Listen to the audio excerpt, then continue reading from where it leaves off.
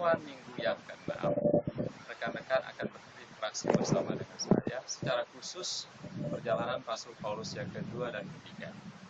Setelah melalui perjalanan Rasul Paulus yang pertama, di mana Rasul Paulus melayangkan surat yang pertama, yaitu surat Galatia, kepada jemaat-jemaat di Galatia yang dia tuliskan waktu di Antioquia, Syria. Nah, dalam perjalanan yang kedua, Rasul Paulus melayangkan surat kepada jemaat di Tesalonika. Nah, ketika di Korintus, dia mendengar berita tentang jemaat yang dirintis di Tesalonika. Nah, di dalam pergumulan jemaat, Rasul Paulus melayangkan surat yang pertama dan kedua Tesalonika. Penekanan Rasul Paulus begitu kuat berkenaan dengan kedatangan Tuhan Yesus. Oleh karena itu, jemaat bisa menyalahartikan daripada surat 1 dan 2 Tesalonika. Saya menunggu interaksi teman-teman berkenaan dengan respon jemaat berkenaan penerimaan surat 1 dan 2 Tesalonika. Setelah surat 1 dan 2 Tesalonika, Rasul Paulus melayangkan surat kepada jemaat di Korintus. Rasul Paulus menulis surat yang pertama dan kedua Korintus di dalam kanon Perjanjian Baru yang kita percayai ditulis oleh Rasul Paulus.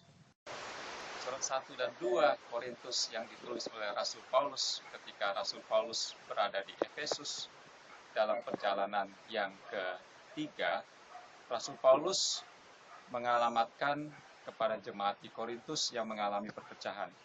Dia mendengar berita dari Apolos dan juga mendengar berita dari keluarga Chloe.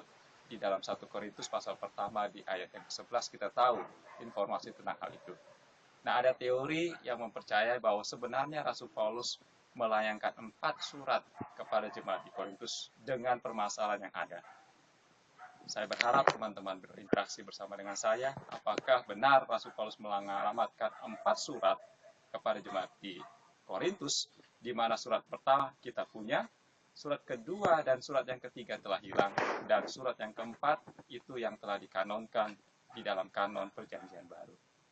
Saya berharap teman-teman bisa menggali lebih banyak informasi dan kita bisa berinteraksi di kolom forum yang telah tersedia di online studies, khususnya studi Perjanjian Baru. Nah, dalam perjalanan yang ketiga, Rasul Paulus juga mendengar berita yang membesarkan hatinya.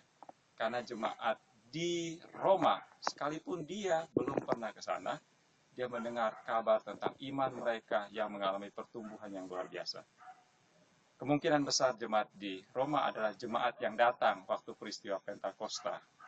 Setelah itu mereka kembali ke Roma dan mereka bertumbuh di dalam Tuhan. Iman mereka begitu kuat. Nah, surat Roma adalah magnum opus, karya terbesar dari Rasul Paulus yang sangat begitu kuat menekankan tentang pembenaran oleh iman. Teman-teman dapat melihat isi surat yang begitu kuat yang bersifat doktrinal, dan teman-teman akan dibesarkan hati melalui karya Rasul Paulus, merupakan karya terbesar daripada Rasul Paulus. Interaksi teman-teman, saya tunggu di dalam pertemuan minggu yang ke-6 ini. Terus maju, Tuhan memberkati kita.